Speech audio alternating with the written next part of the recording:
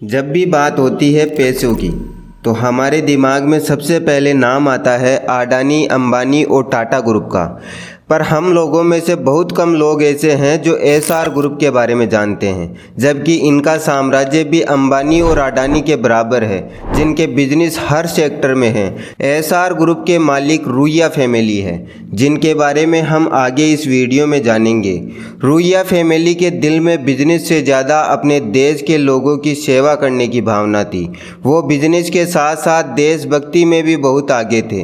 तो चलिए जानते हैं कैसे एक राजस्थान के छोटे से व्यापारी ने इंडिया के सबसे बड़े ग्रुप में से एक एसआर ग्रुप की शुरुआत की। कहानी की शुरुआत होती है राजस्थान से, जहां पर एक छोटे से व्यापारी रहा करते थे जिनका नाम था नंद किशोर रुइया।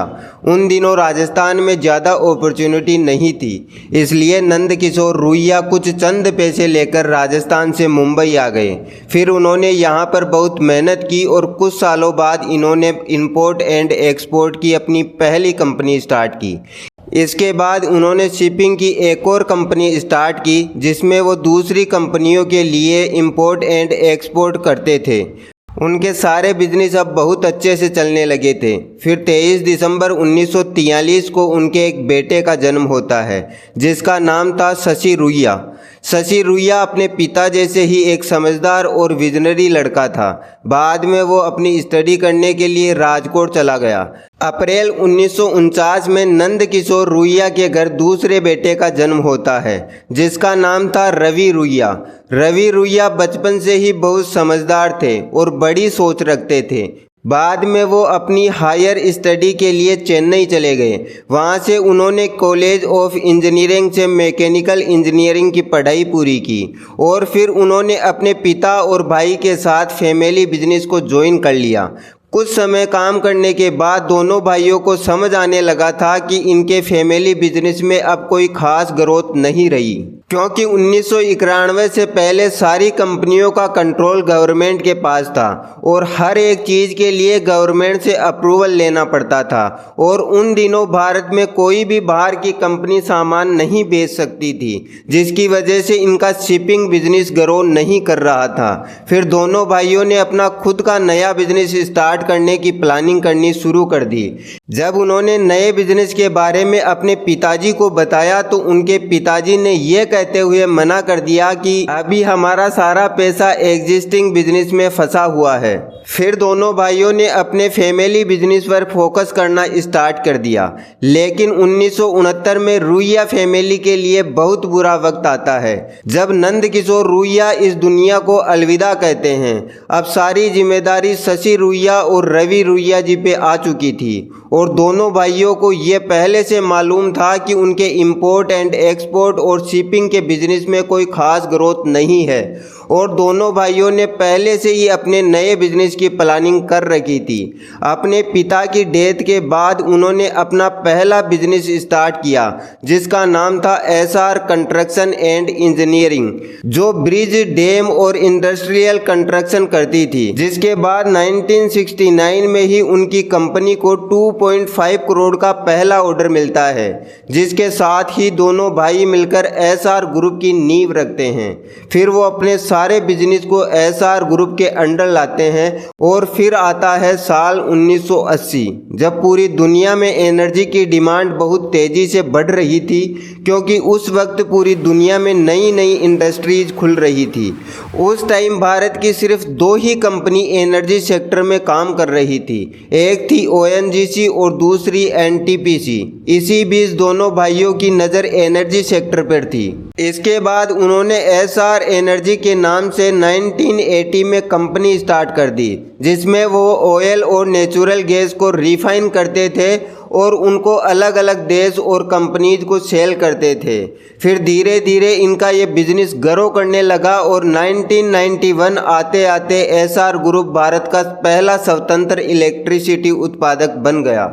इसके बाद 1989 में एसआर ग्रुप स्टील इंडस्ट्री में एंट्री करता है। उस टाइम इंडियन गवर्नमेंट ने बहुत तेज़ी से इंफ्रास्ट्रक्चर पर फोकस करना स्टार्ट कर दिया था और इंडियन मार्केट ग्लोबल कंपनीज के लिए भी ओपन हो चुका था। एसआर ग्रुप की इस कंपनी का नाम पहले गुजरात एसआर था, जिसके बाद उसको बदलकर एसआर स्टील लिमिटेड कर दिया गया। इसके बाद 1992 में एसआर ग्रुप ने साउथ इंडिया शिपिंग कॉरपोरेशन को एक्वायर कर लिया, जिससे एसआर ग्रुप का शिपिंग बिजनेस और भी मजबूत हो गया।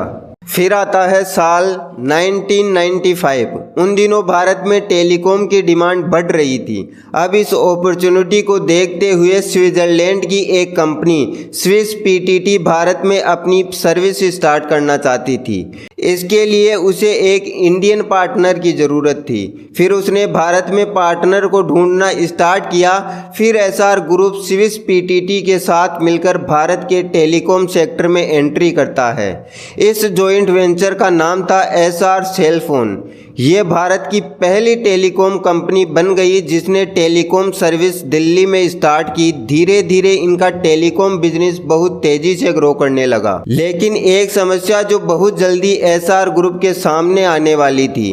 साल 1999 में स्विस पीटीटी को पूरी दुनिया से टेलीकॉम सर्विसेज की डिमांड आ रही थी, क्योंकि उस टाइम पूरी दुनिया में इंटरनेट की डिमांड इंक्रीज हो रही थी। तो स्विस पीटीटी ने अपने इंटरनेशनल बिजनेस पर फोकस करने के लिए अपना इंडिया में जॉइंट वेंचर खत्म कर दिया और भारत से चले गए। लेकिन रुइया ब्रदर्स को टेलीकॉम सेक्टर में अभी भी बहुत अपॉर्चुनिटी दिख रही थी, तो उन्होंने अपने टेलीकॉम बिजनेस के लिए नए पार्टनर को ढूंढना स्टार्ट कर दिया।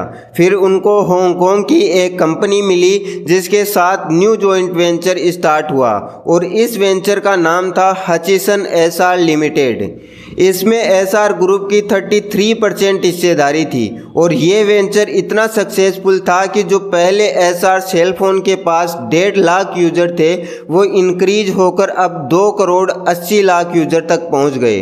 लेकिन 2006 में ये जॉइंट वेंचर खत्म हो गया, क्योंकि हचिसन ग्रुप अपने अदर बिजनेस पर फोकस करना चाहता था, जैसे कि steel, retail, construction and IT. क्योंकि हचिसन ग्रुप के अदर बिजनेस में उस टाइम कैश फ्लो की प्रॉब्लम चल रही थी। इसके बाद हचिसन ग्रुप ने अपने जॉइंट वेंचर के शेयर को बेचने के लिए बिडिंग कराई, जिसमें बहुत सारे इंडियन टेलीकॉम कंपनीज ने पार्टिसिपेट किया और आखिर में इस बिड को वोडाफोन ने $11.5 बिलियन में खरीद लिया और ये वेंचर बाकी जॉइंट वेंचर से बहुत ज़्यादा सक्सेसफुल होता है, क्योंकि जो पहले एसआर ग्रुप के पास सिर्फ 28 मिलियन यूजर थे, वो 135 मिलियन तक पहुंच गए।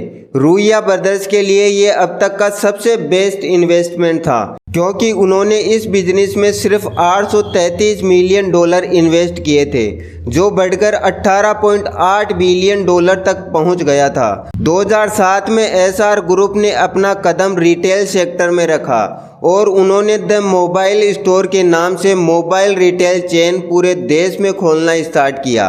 धीरे धीरे इनका ये बिजनेस बहुत तेज़ी से ग्रो करने लगा। साल 2011 में एसआर ग्रुप ने वोडाफोन के साथ जॉइंट वेंचर से निकलने का फैसला किया।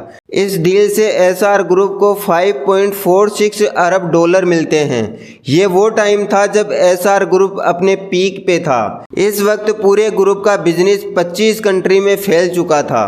फोर्ब्स की लिस्ट में शशि रुइया 2012 में दुनिया के सबसे अमीर भारतीय थे, लेकिन उस टाइम तक किसी ने सोचा भी नहीं होगा कि एसआर ग्रुप के बुरे दिन आने वाले हैं। 2013 में इंडियन मार्केट में ई कॉमर्स ने अपना कदम रख दिया था, जो ऑफलाइन मार्केट को इफेक्ट कर रहा था, जिसकी वजह से 2018 आते आते द मोबाइल स्टोर के 400 स्टोर बंद हो चुके थे और एसआर ग्रुप की मुसीबत यहीं खत्म नहीं होती। एसआर ग्रुप के सभी बिजनेस ऐसे थे जिनमें बहुत ज़्यादा इन्वेस्टमेंट की ज़रूरत पड़ती थी, इसलिए एसआर ग्रुप ग्रो तो कर रहा था, लेकिन इस पे डेट बढ़ता जा रहा था, जिसकी वजह से 2017 में आरबीआई ने एसआर स्टील को डिफॉल्टर लिस्ट में डाल दिया।